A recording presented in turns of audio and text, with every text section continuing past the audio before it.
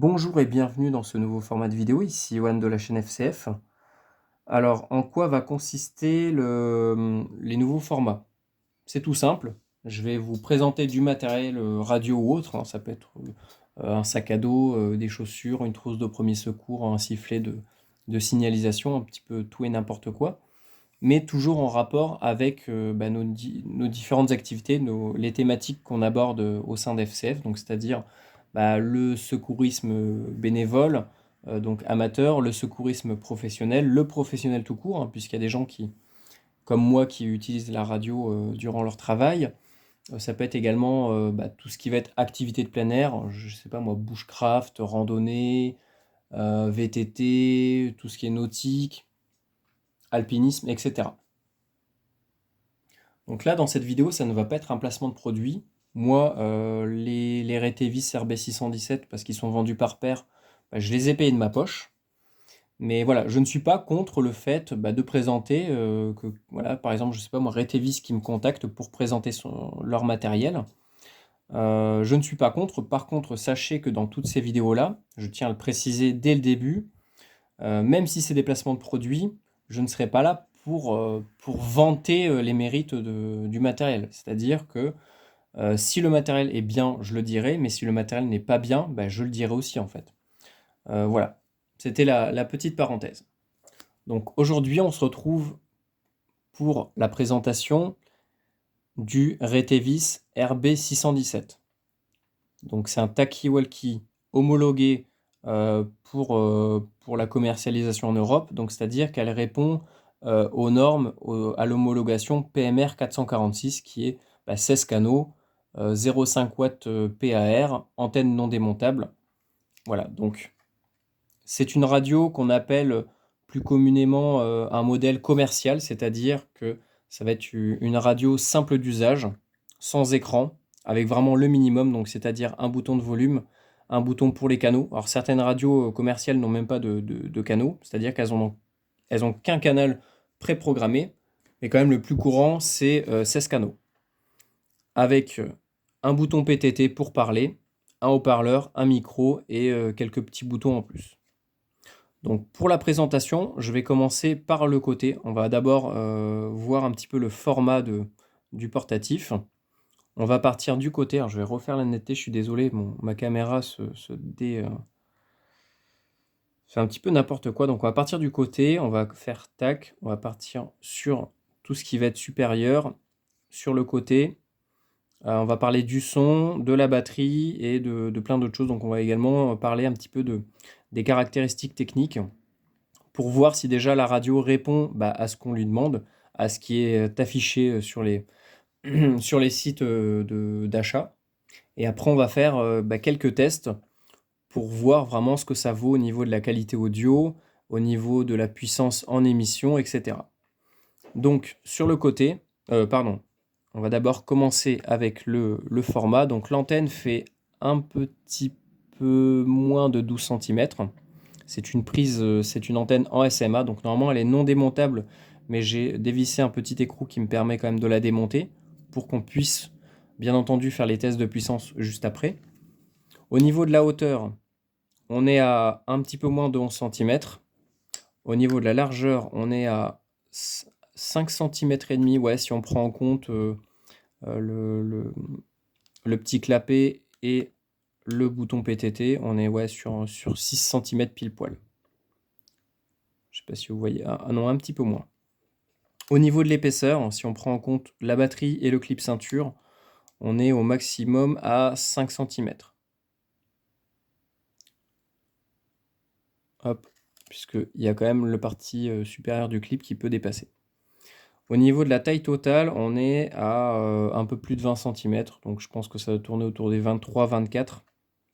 Ça reste un format relativement compact, donc l'antenne est un petit peu molle quand même. C'est un format très appréciable, elle est ni trop courte ni trop longue, donc ça permet d'avoir des performances quand même assez intéressantes.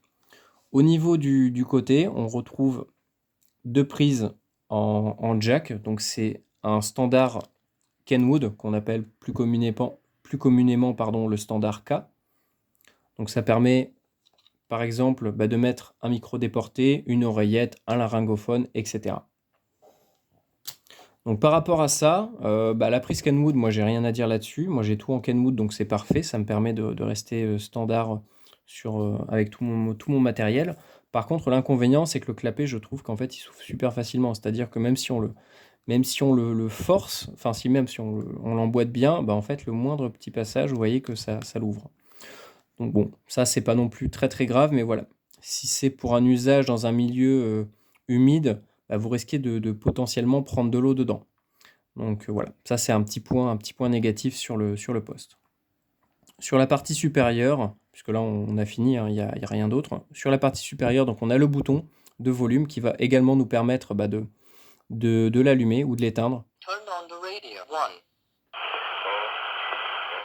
Voilà, bon, il y a des grutiers sur le canal 1. Donc là, au niveau du bouton du volume, je trouve il est vraiment trop facile à tourner. Bon, je pense que les fabricants s'en sont rendus compte et c'est pour ça qu'en fait le bouton est lisse. Donc ça évite de l'accrocher avec des habits, avec des choses qui dépassent, avec des sangles par exemple. Donc il faut vraiment avec le doigt le tourner pour qu'il puisse tourner. Mais ça reste quand même relativement mou. Donc bon, je trouve ça un petit peu dommage, mais c'est pas non plus, voilà, c'est pas dramatique, hein, c'est un bouton. Au niveau du volume minimum, moi j'ai remarqué une légère différence entre les deux radios. C'est-à-dire que celle-là, avec le volume au minimum, le son est un tout petit peu plus fort puisque le son ne se coupe pas totalement. Donc c'est à la fois bien et pas bien selon les besoins. Moi ça me dérange pas forcément tant que ça crie pas en fait. Tant que c'est pas très très bruyant au minimum, puisque des fois je suis chez moi ou je suis dans un lieu où je peux pas trop mettre le son à fond. Et c'est vrai que avoir un son minimum relativement faible, c'est très appréciable. Par contre, le petit inconvénient, c'est que, alors là, malheureusement, ça parle pas, mais dès que le son est au minimum et que quelqu'un parle, on a un espèce de petit bruit de fond. Alors, c'est pas non plus très gênant, c'est très très léger, mais il y a. Tu l'as fait tourner au chauffeur, je vois que la boule elle tourne pas vite là. Je sais pas si vous entendez, mais ça fait un petit tch. Alors c'est pas gênant, hein, puisque Sur le champignon là, la belle à fond là. voilà, dès qu'on monte un petit peu le son, Au taquet là. on se rend compte que ça disparaît, donc c'est pas non plus très très gênant. Au niveau des canaux, on est sur un bouton rotatif standard, hein, c'est-à-dire que là, hop, on a les 16 canaux d'afficher. Donc on a plusieurs méthodes pour savoir sur quel canal on est. Donc soit on regarde tout simplement face à quoi le petit trait se situe. Donc là, on a un petit trait qui continue, donc ça c'est bien, ça nous permet vraiment de savoir où est-ce que le bouton est. L'inconvénient, c'est qu'en fait, c'est noir, donc on peut pas forcément le voir de loin. Donc moi, ce que je vous recommande, c'est pas très grave, vous mettez un petit coup de Posca blanc dessus, et ça va tenir, et ça vous permettra vraiment de voir beaucoup plus facilement où est-ce que le bouton est situé. Voilà, je trouve que le blanc sur enfin, ouais, le blanc sur le noir, ça ressort pas mal bien et c'est intéressant pour les boutons. Donc après, on a un bouton orange qui est un bouton d'alarme.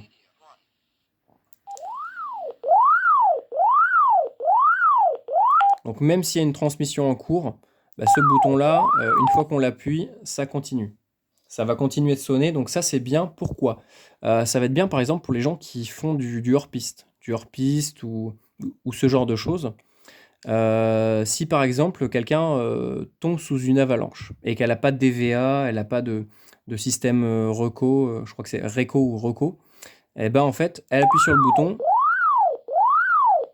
et grâce au son, en fait les collègues, les personnes qui seront aux alentours vont pouvoir le localiser beaucoup plus facilement et le trouver rien que par rapport au son en fait. Et donc ça c'est super intéressant. L'inconvénient, c'est que moi je pensais que ça allait être un petit peu comme sur d'autres radios. C'est-à-dire que dès qu'on appuie sur le bouton, ça fait à la fois le bruit dans le haut-parleur, mais ça envoie également un signal radio avec la sirène. Donc c'est pas encore le cas. Je pense que ça viendra avec d'autres mises à jour du logiciel de programmation. Mais voilà. Sinon, ça reste une fonction quand même relativement appréciable pour tout ce qui va être randonneur, alpiniste, skieur, etc. Le fait d'avoir comme ça, et si on le met à fond, je peux vous jurer que ça envoie. L'avantage, c'est que ça va à la fois dans les graves et à la fois dans les aigus. C'est-à-dire que les aigus vont être plutôt faits pour de la très courte distance et le grave va être fait pour de la longue distance. Voilà. Puisque les basses circulent beaucoup plus facilement à travers l'air. Donc après, au niveau de l'antenne, voilà, je vous ai montré qu'elle faisait un petit peu moins de 12 cm. Donc c'est une prise SMA. Donc normalement, elle est non démontable. Et vous avez quand même un petit écrou qui vous permet, en cas de besoin, de la démonter. Donc moi, je vais vous le montrer, mais normalement, elle est non démontable. Alors par contre, faites attention, moi je fais ça parce que je vais après faire un test de puissance au niveau du wattmètre. Mais si vous rendez votre antenne démontable, le poste n'est plus homologué. C'est-à-dire que vous allez plus, voilà, vous êtes hors homologation et donc c'est interdit. Puisqu'il faut savoir que le poste est vendu et commercialisé en Europe en tant que radio PMR 446. Et donc on verra après comment est-ce qu'il est réglé par défaut. Donc après, plus loin, qu'est-ce qu'on a? Sur le côté, on a le bouton PTT. Alors je trouve qu'il est vraiment pas mal. Pourquoi? Parce qu'il est grand déjà. Il est grand, il est en orange et il est vraiment souple. C'est-à-dire que une simple petite pression. Ah oui, pardon, j'avais oublié la LED. Donc la LED, c'est indispensable pour moi sur une radio. J'ai déjà vu des radios sans LED, je ne comprends pas du tout le principe. Donc vert, réception, rouge, émission. C'est tout simple. Dès que ça clignote, dès que ça fait un clignotement tous les 10 secondes, ça veut dire que c'est en stand-by. Si ça fait un clignotement toutes les 2 secondes, ça veut dire que la radio est en scan. Voilà, c'est juste une petite précision. Donc au niveau du bouton PTT, voilà, il est quand même relativement bien, il est assez grand, donc c'est-à-dire qu'on peut à la fois, si on appuie sur ce bord-là ou au milieu, le PTT est actionné. Donc ça, c'est vraiment très appréciable. C'est vrai qu'il y a certaines radios où c'est déjà dur à appuyer, et selon l'endroit, des fois, ça relâche le PTT, et donc on risque d'avoir des soucis au niveau des communications radio. Donc par contre, le plastique est un plastique dur, hein, c'est pas un plastique mou antidérapant comme ça. Donc ça, je trouve que c'est un petit point négatif, mais c'est pas non plus très très grave, puisque le bouton est quand même relativement grand, donc même si on appuie un peu n'importe comment, on est quasiment sûr d'appuyer dessus. Le bouton du squelch, lui, il est en bouton mou, hein, c'est du plastique mou. Voilà, c'est simple, hein, on appuie, ça s'ouvre, on relâche, ça se ferme. Il n'est pas non plus trop dur au niveau de l'appui, donc c'est très bien. Au niveau du plastique, vous voyez que quand même c'est relativement de bonne qualité. On sent que c'est de la bonne cam, contrairement à pas mal de radios comme ça vendues pour même pas 30 €. Là, on est quand même sur une radio d'assez bonne qualité. Au niveau des couleurs, vous voyez, hein, c'est à la fois gris et noir, donc c'est vrai que le modèle ressemble relativement, ressemble un petit peu à la marque Itera, donc ça reste, ça a une assez bonne gueule.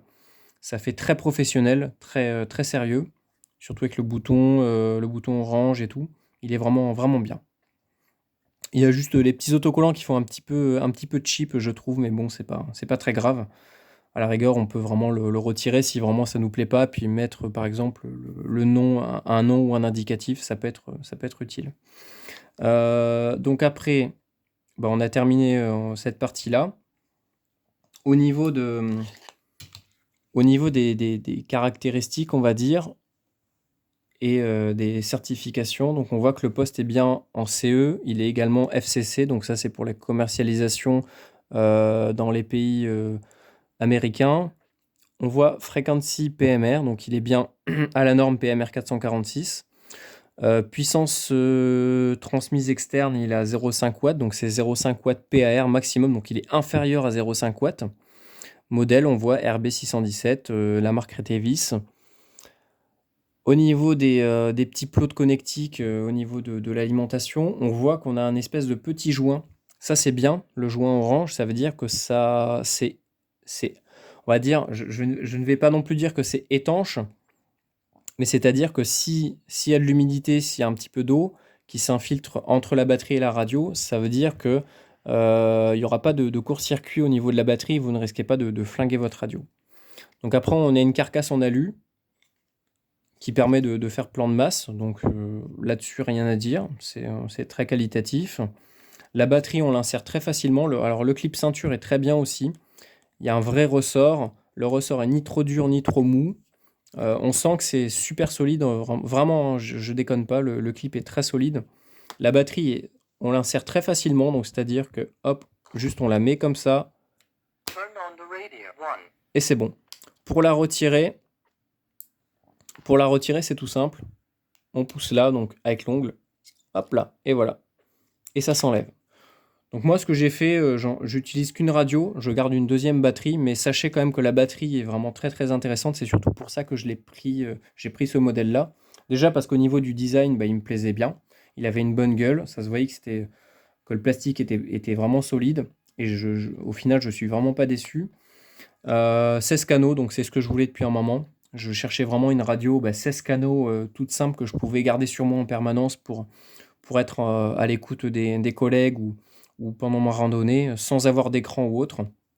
L'autre avantage du fait de ne pas avoir d'écran, c'est que vous allez gagner énormément en autonomie puisque le rétroéclairage et l'écran, ça va consommer quasiment la plus grosse partie de votre batterie. Donc là, si vous avez juste une petite LED qui clignote une fois toutes les 10 secondes, bon, ça va. Au niveau de la consommation, il y a pire, quoi. Donc, malgré la taille de la batterie, on est quand même sur une batterie 3,7 volts. Donc ça, c'est bien également parce qu'on peut la recharger n'importe où, contrairement à une batterie 7,4 volts qui va demander forcément un socle et derrière une alimentation 12 volts. Là, le gros avantage, c'est que vous pouvez l'alimenter directement, soit via un socle, par contre, il n'est pas fourni avec, soit via un câble téléphone standard. Je crois que c'est le nouveau standard C, si je ne me trompe pas, pour les téléphones portables. Ça tombe bien, j'ai mon téléphone qui est avec le même standard. Là, vous avez une diode qui va vous permettre de savoir si la batterie est en charge ou pas. Donc on va le regarder de suite. Donc les radios sont vendues avec un seul câble par contre. Un câble avec deux prises au bout. Donc bon, ça c'est pas forcément... voilà. Je suis pas non plus fan. Après bon, ça évite d'avoir 40 000 câbles. Mais si par exemple on veut donner une radio à, je sais pas moi, notre copine, notre collègue, et en garder une, il faut que la personne achète un deuxième câble. Bon, ça va que le câble est relativement standard, donc ça évite voilà, d'acheter des câbles super chers. Donc là, on voit que dès que c'est rouge, c'est en train de charger. Rouge, ça charge. Et vert, c'est chargé. Au niveau de l'ampérage, on est sur une 4400 mAh. Alors, je vais refaire la netteté. 4400 mAh et on peut tirer 16,28 Wh. C'est-à-dire qu'on peut soit tirer 1 watt pendant 16 heures non-stop ou 16 watts pendant 1 heure. C'est ça que ça veut dire. Voilà, donc au niveau de l'autonomie de la radio, c'est également pour ça que je l'ai prise. Elle est vraiment super intéressante. Alors, sur certains commentaires sous l'article, la radio est donnée pour avoir une autonomie de 6 jours en veille. C'est-à-dire que voilà, vous l'allumez, vous restez en écoute d'une fréquence et elle peut tenir environ 6 jours. Je pense que c'est pas forcément des conneries, puisque je l'ai utilisé, alors je l'ai rechargé hier matin, hier matin, elle était chargée et j'ai commencé à utiliser cette batterie-là. Donc j'ai fait tout hier toute la journée avec la radio en scan. Donc toute la journée en scan et je crois qu'en fin d'après-midi, j'ai passé une bonne heure à parler. Donc j'avais réglé la radio en puissance haute, donc ça tire encore plus. Je crois qu'elle tire 3 watts en puissance haute. Bon, je vous recommande pas de le faire, c'est interdit, je le rappelle. Et je l'ai laissé toute cette nuit allumée, exprès pour voir combien j'allais perdre au niveau du voltage. Et j'ai vraiment pas perdu beaucoup. C'est-à-dire que à charge complète, la batterie, elle est à 4 volts 17. C'est ce que j'avais analysé sur la deuxième. Et on va voir sur celle-là. Donc hier soir, j'ai mesuré au voltmètre, le voltage de la batterie, elle était à 3 watts 93. Et donc là, elle est restée allumée toute la nuit. Et là, on doit être, je pense qu'il doit être midi. Donc elle est restée allumée depuis hier matin. Et donc, on est à 3 volts 86. Donc c'est-à-dire qu'en une nuit, en plus de 12 heures de veille, on a perdu combien à peu près 0, donc 0,07 watts. C'est rien du tout. C'est vraiment rien du tout pour 12 heures de veille. Donc voilà, vous êtes sûr que déjà avec une batterie comme ça, vous pouvez avoir voilà, quasiment une semaine d'autonomie. En plus de ça, le gros avantage, c'est qu'on peut la recharger super facilement avec n'importe quel appareil, un power bank, un petit panneau solaire, n'importe quoi. Et ben, on peut recharger la batterie. Donc franchement, pour 25 balles, à peu près, 25-30 euros le portatif, eh ben, ils se foutent pas de nous. Vraiment, j'ai vraiment été impressionné par l'autonomie de la radio. Donc tout à l'heure, je vous parlais du mode scan.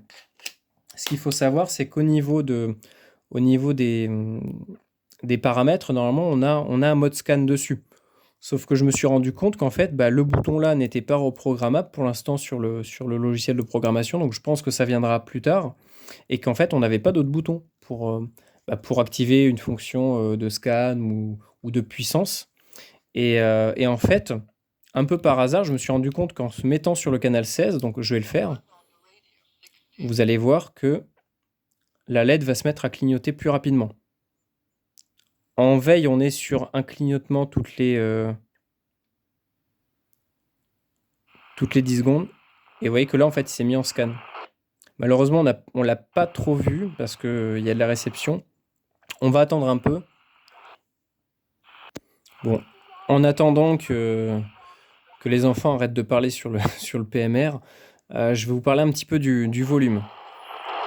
Alors moi, je m'attendais vraiment à avoir un volume très très faible au niveau de ce portatif-là, parce que la plupart du temps, les portatifs qui ont des batteries en 3,7 volts, la puissance externe du haut-parleur, c'est plutôt aux alentours des 0,5 watts, et donc ça veut dire que pour un usage en milieu bruyant, puisque moi c'est le cas l'été, dès que je travaille, le milieu est très bruyant, et en fait, si on n'a pas des haut-parleurs puissants, en fait, on n'entend tout simplement pas la communication, et on ne sait pas ce qui a été dit. Et donc ça peut être un gros risque. Et donc sur cette radio-là, l'avantage, hop, vous voyez que 1, 2, 1, 2, 1, 2. Donc là, on est en mode scan. Donc si on se met sur le canal 16, on active automatiquement le scan. Donc c'est-à-dire qu'on scanne à la fois le 16 plus les autres canaux qu'on a programmés pour scanner. Par contre, voilà, sur tous les autres canaux, le scan ne marchera pas. Il n'y a que sur le 16, donc c'est la petite astuce pour activer le mode scan sur la radio. Donc ouais, au niveau du son, on va essayer de... Au niveau du son, ça envoie quand même pas mal, hein. On entend vraiment bien. Je le testerai quand même dans le milieu professionnel, et je vous ferai un retour plus tard. Mais vraiment au niveau du son, même à fond, ça reste un petit peu saturé, mais c'est quand même audible. Donc ça, c'est un gros avantage. Le son est un petit peu aigu, je trouve, dessus. Après, bon, voilà, c'est des radios à même pas 30 euros, donc il ne faut pas non plus s'attendre à avoir une qualité de fou dessus. Le micro, excellent, vraiment, moi, j'ai rien à dire dessus, c'est nickel. Donc, au niveau des fonctions que la radio est censée avoir, donc on a les oui, il m'a fait peur. On a les filtres CT, CSS et DCS, donc ça c'est un standard qui est devenu très très courant. Donc encore une fois, le CT, CSS c'est pas une sécurité, c'est juste un filtre pour ne pas entendre tout le monde, tous les gens qui sont sur le même canal que nous, puisque ce sont des fréquences publiques. Sur les 16 canaux, donc c'est-à-dire que là, ils sont programmés donc canal 1, enfin mémoire 1, canal 1, mémoire 2, canal 2. Par défaut, on ne peut pas les changer sur le logiciel. Néanmoins, j'ai trouvé une solution. Donc si jamais un jour vous avez une radio comme ça et que vous voulez reprogrammer, par exemple, je sais pas moi, le canal 4 sur la mémoire 6, eh ben, il va vous falloir cette petite manip. Donc n'hésitez pas à rejoindre le Discord pour y avoir accès. Donc, au niveau des autres fonctions, on a la possibilité d'activer un scrambler qui permet on va dire c'est une inversion de voix qui va éviter à n'importe qui d'entendre la communication. Ça va faire un petit peu un bruit de martien en fait. Voilà, donc là j'ai activé le scrambler sur l'autre radio et ça vous permettra de voir un petit peu à quoi ça ressemble. Alors, je vais monter le son. Test radio, 1, 2, 1, 2. Voilà, ça ressemble à peu près à ça. Donc ça, on peut l'activer via le logiciel de programmation.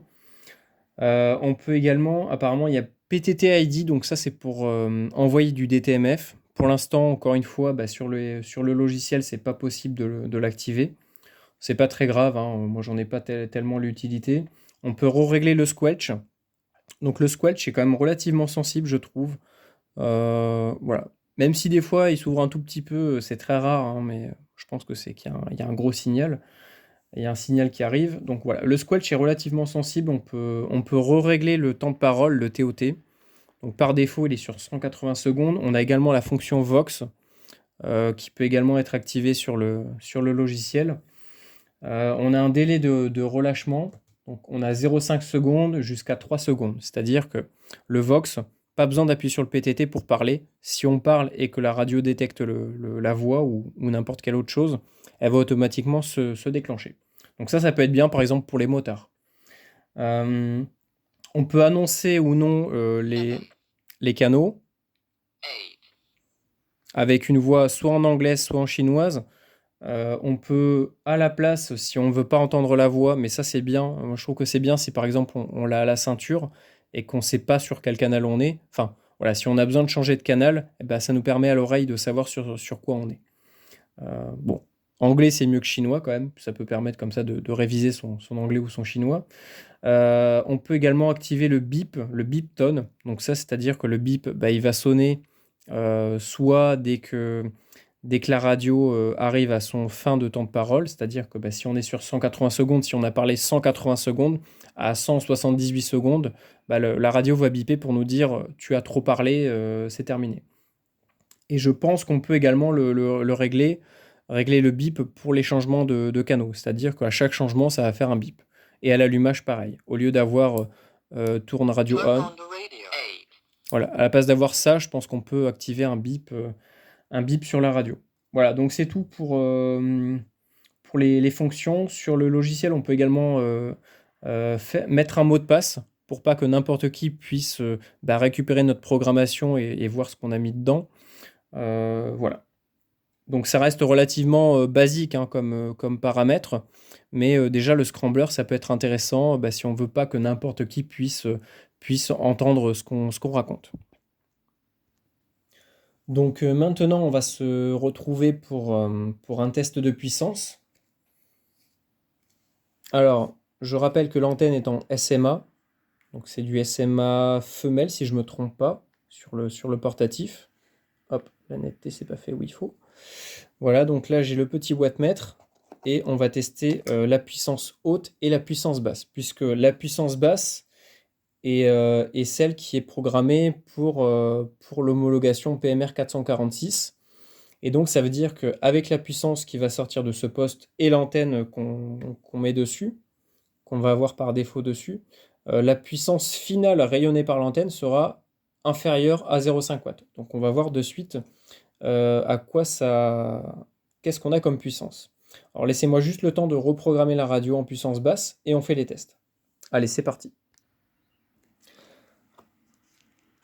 Alors, en attendant que mon ordi se relance, on va parler des canaux qui sont programmés par défaut sur les mémoires. Donc on peut bien voir que sur la mémoire 1, on a bien le canal 1 en TX et en RX. Donc voilà, c'est le canal 1. Canal 2, mémoire 2, on a bien le canal 2. Mémoire 3, on a bien le canal 3.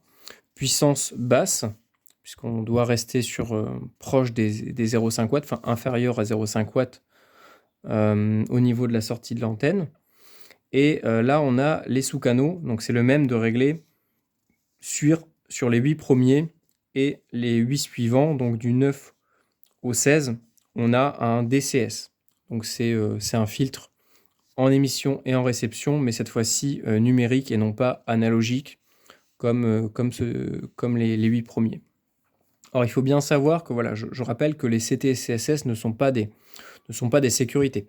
C'est-à-dire que si vous réglez, par exemple, sur le canal 1 avec le CT CSS 114.8, quelqu'un qui se met juste en écoute du canal 1 avec ou sans CT CSS vous entendra. Enfin, c'est-à-dire que... Enfin, non.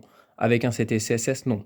C'est-à-dire que quelqu'un juste en écoute du canal 1, avec une vieille radio, un scanner, n'importe quoi, pourra entendre vos communications. Et pareil pour toutes les autres fréquences et même les DCS. Ça veut juste dire que si quelqu'un parle sur le canal 1 avec un autre CT CSS ou même sans aucun CT CSS enfin voilà, avec un autre CT CSS différent du 114.8 ou sans rien, ou avec un DCS, vous ne l'entendrez pas. Par contre, s'il transmet avec le même CT CSS que vous, là, à ce moment-là, vous allez l'entendre dans votre radio. Donc c'est tout simple. Ok, donc là, on se retrouve pour le test de puissance. Donc, ne vous étonnez pas, hein, le wattmètre, hein, j'ai juste cassé l'écran, mais sinon, il est parfaitement fonctionnel. Donc, on va faire un test avec les deux portatifs. Donc là, je vais passer sur le mien, donc ça va être le numéro 1. J'ai des canaux réglés en puissance basse et des canaux réglés en puissance haute. Et on va un petit peu voir la différence entre les deux portatifs. Donc là, je suis, si je ne me trompe pas, 12, je suis OK. Normalement, je suis censé être en puissance basse. Donc puissance basse, on voit qu'on est quand même à 2 watts en minimum, hein. Je suis en puissance minimum. 12.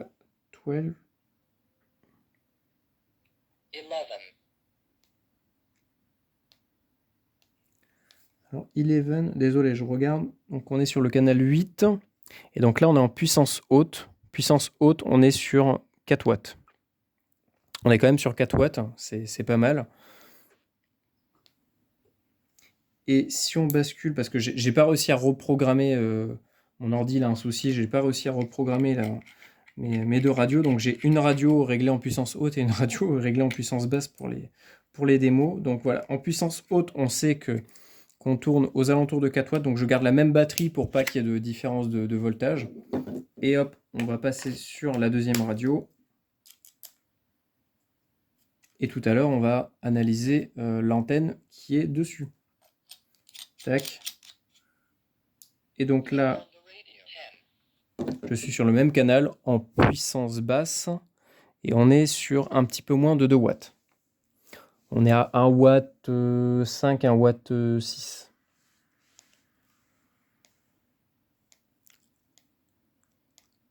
Donc je vais essayer de changer de canal. Ouais, on est toujours sur la même puissance. Voilà, donc en puissance basse, ça veut dire que cette antenne divise au moins par 3 ou 4 la puissance, puisque le but, en sortie d'antenne, la puissance est inférieure à 0,5 watts. C'est-à-dire que là, on commence avec 1 watt et demi, 2 watts, selon la charge de la batterie. Et donc, ça veut dire qu'elle divise entre 4 et 6 fois la puissance. La puissance émise et reçue, c'est-à-dire qu'elle sera 6 fois moins performante qu'une dipôle, un quart d'onde rayonnant et un quart d'onde masse. Donc bon, c'est pas non plus extraordinaire, mais voilà, c'est les performances d'une petite antenne compacte comme ça. Voilà au niveau de la puissance des postes. Au niveau de l'autonomie, hein, vraiment, même en puissance moyenne, en puissance basse, la batterie tient bien la charge, hein, il n'y a pas de souci, l'autonomie reste quand même relativement bonne. Voilà, donc là on va passer sur l'analyse au nano VNA de l'antenne d'origine. Donc nous, ce qui va nous intéresser, ça va être la portion 430 à 450, puisqu'on va à la fois couvrir la bande LPD 433 et PMR 446. Donc stop, on va mettre 450 et on va voir vraiment ce que l'antenne a dans le ventre. Et à mon avis, ça devrait être bon. Eh ouais, vous voyez que, hop, je vais la positionner correctement, un peu comme si je tenais un portatif. Et vous voyez qu'en fait, la ligne jaune reste en dessous de 2 de SWR. Donc c'est quand même relativement bon. Après, selon la position de l'antenne. Donc ça veut dire que de 430, bien sûr, voilà, ça dépend vraiment de l'inclinaison de l'antenne. Et vous voyez que, donc, ah là, on est plus autour des 2. Ouais, mais voilà, c'est au niveau de la position que ça change. Ça fait un petit peu fluctuer le résultat. Donc, voilà, on est autour des 1,8, 1,9 de 430 à 450. Donc ça veut dire que l'antenne fonctionne parfaitement sur cette portion. Donc c'est relativement convenable. Après, ouais, je pense que c'est vraiment le plan de masse et vous voyez que là c'est nickel. L'antenne est parfaitement accordée sur cette fréquence, enfin sur cette portion. Donc pour moi, c'est un résultat plutôt satisfaisant. Le poste est pas cher, solide, performant. Il y a juste un petit peu voilà, la qualité audio qui est un petit peu dans les aigus. C'est pas très grave. L'autonomie est super intéressante. Le prix est intéressant. Voilà, ça reste un format très relativement compact. La radio est homologuée. Pour moi, c'est nickel. Voilà. Donc à vous de vous faire votre propre avis. Et voilà. Donc n'hésitez pas, si même vous avez du matériel à me proposer, hein, à m'envoyer, que je puisse le tester vraiment de manière un petit peu plus poussée. Là, j'aimerais faire un autre format qui s'appellera Crash Course. Donc je sais pas si je crois que ça existe déjà sur les chaînes un peu anglophones. Donc le but, ça va être vraiment de prendre du matériel et de lui en mettre plein la tronche pour voir jusqu'à où il va pouvoir tenir. Donc je sais pas moi, il faudrait que je trouve plein de comment plein d'épreuves à lui faire passer. Donc je sais pas moi, le balancer de 5 mètres de haut, le tirer derrière un vélo, le mettre dans l'eau, dans le froid, dans le sable, et voir si ça tient. Voilà, donc n'hésitez pas à mettre un petit pouce bleu si ça vous a plu, ça nous permet d'être mieux référencés sur la plateforme YouTube.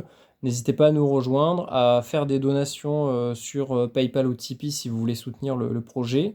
Rejoignez l'initiative FCF, on a un Discord, tout est dans la description de la vidéo. Et je vous dis à une prochaine pour un autre test. Salut!